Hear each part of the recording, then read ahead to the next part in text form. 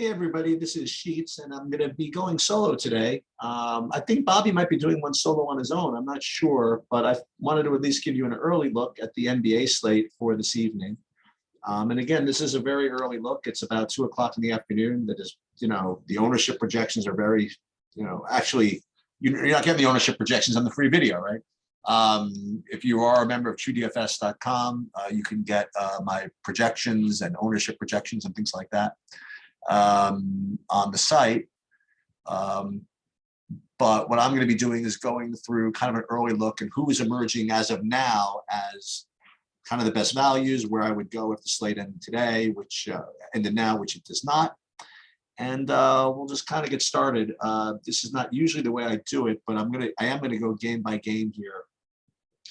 And starting with Orlando, Toronto, I am getting a decent amount of, I would say, fair to good value out of the entire Toronto side, actually. Yeah, I wasn't expecting that. So let's just go ahead and highlight who those players are. So we have Fred VanVleet, who looks like an extremely strong play. That's extremely strong play. Then we have other values such as Scottie Barnes.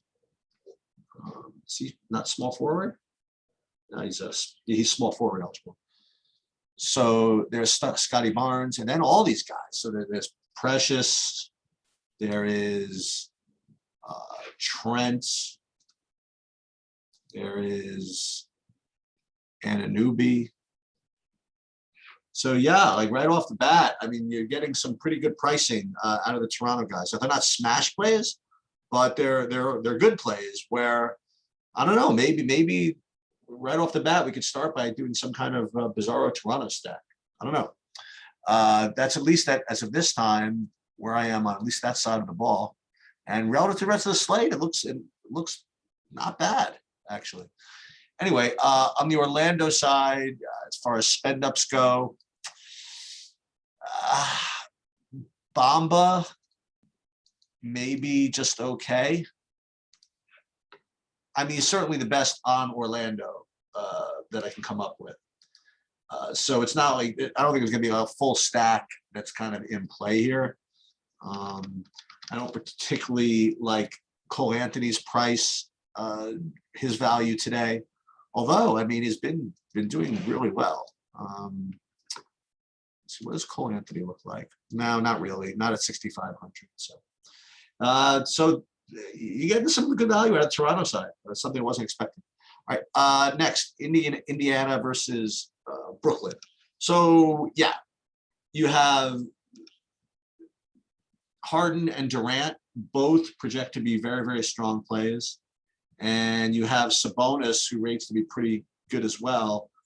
But the real value in this game is coming from Bruce Brown, actually. So let's put him in for now, just to remind ourselves. And the thing about Harden is I think you really have to make a decision on whether between his health issues, whatever they are, and or the rule changes, maybe he's just overpriced now. I mean, is it possible? Is it possible that this is just not the same James Harden because of whatever else is going on? And this is where projections run into narrative, and projections run into eye test, and projections run into real world knowledge, and it's an interesting battle. When you can have Harden project it's a strong play every day, but you just know he's just something's wrong, and you keep playing him, and you keep losing. I've been kind of ahead of the curve here and just haven't played almost any of him the whole year. I would prefer to play Durant, if you want to know the truth, between these two, considering that, even though Durant's going to be more expensive, he's going to be lower owned. And I'm not worried about him as much as I am about Harden, if you want to know the truth. So right now, you do have Bruce Brown as the top value play overall on the slate. And it's kind of almost a standout play. Not exactly. I mean, it's standing out relative to the rest of the value, but it's not one of those 7x plays that's a lock. There's one. I mean, we had I think Montrezl Harrell last night, but it's a 7x projection. You don't get that too often. But Bruce Brown at 6x, it's not bad. It's definitely the best on the slate right now. So I'd probably err on the side of Durant and probably err on the side of Bruce Brown. And then on the Indiana, not a real lot of value there per se. And again, if you want, you could spend up for Sabonis, but that's where I'm on this game. Charlotte, Miami. And again, I'm first going to look at spend ups and see if anybody stands out. Bam and Butler, actually, both look like good plays. Let's get rid of these Toronto's, Orlando's. We know about them already. They actually both look like good plays. Butler and Bam. Bam is currently questionable. Let's take a look at this right now. All right, we'll see. We'll see what they do. Dedmon would start, so you got to be on the lookout for that. So I do like Butler and Bam. If you can find, decent run backs with Charlotte, I think that, makes a lot of sense. But I don't really see too much on the Charlotte side. I think everybody's kind of priced fairly over there. So I'm probably not going to turn that into a game stack. Let me look at the value pieces. No, I mean, I'm not really getting I'm not getting much of Charlotte at all here. So for me, I mean, I could play one of these guys like Butler, Bam, but because of the absence of a run back, maybe I don't want to play both of them. I would really only want to play both if I had, that overtime upside where I knew that I was going to stack them with somebody else. But I certainly think they're both very, very strong plays here. All right. Sacramento, New Orleans. Valanciunas remains a strong play, even though he's now up to 8,500. I still have Valanciunas as a strong play, not the strongest play, and I actually don't have him. Well, I have him right now very similar to Bam and Butler when it comes to value. So I do like that. I think Ingram is worse as far as a value play goes. And I think actually at the same price, Ingram, I would rather play Butler at the same price, same position. And if we're going to play power forward, you want Ingram power forward, I'd just rather play Durant. The only thing is that Ingram might be low owned, so we have to keep an eye on that. So for me, it's probably just Valanciunas on the Toronto side. Let me just see about value for a second. No, I'm not really getting. Devontae Graham is close, but nothing particularly exciting. So just Valanciunas on the New Orleans side is kind of standing out for me. And Sacramento looks really fantasy irrelevant. Oh, that's not true. So there is one strong play on Sacramento, and that would be someone that actually Bobby was talking about last night, and that was Richard Holmes. How did he do yesterday, by the way? He played 30 minutes, and he scored 35 fantasy points. That would be 6x. That gets you in the game. He's got double-digit rebounds every game this season.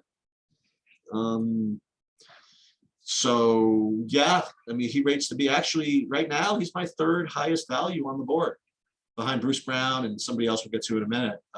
So yeah, I think that he's fine as far as a value play. I don't know if anybody's really a spend up or anything that's worth playing on Sacramento. So yeah, I'll put Richard Holmes in the mix. All right, Dallas, Denver. Dallas is on a back-to-back going to Denver. I didn't think they even allowed that anymore. That's really weird. They played home yesterday, home and then going to Denver. I'm not doing that. I mean, he's rating to be one of the top plays, but no thanks. You want to do that? You want to play Luka on a back-to-back going to Denver? I'm not. He's going to rate to be a good play, I guess, but I don't know. Pass. I'd rather play. You know what I'd rather do? I'd rather just play Jokic in this game. He's rating as the best spend up on the board, and it's a shame because he is a center. He's questionable. You got to be kidding. What is this? What is this, Jeremy? Didn't practice Thursday. All right, so we got to keep an eye on that. Welcome back, NBA, right? So Jokic for me is the best spend up on the slate. Better than Harden, better than Durant, better than Luka, better than everybody. So I'm going to try to play him if he's in fact playing. Dallas has no answer for him. There it is. I'm presuming that Kristaps remains out for Dallas. Is that a bad assumption? Let me just see something. No, he is out. So, yep. Okay. Clippers against Portland. So, as far as spend ups go, I'm really not getting to Lillard.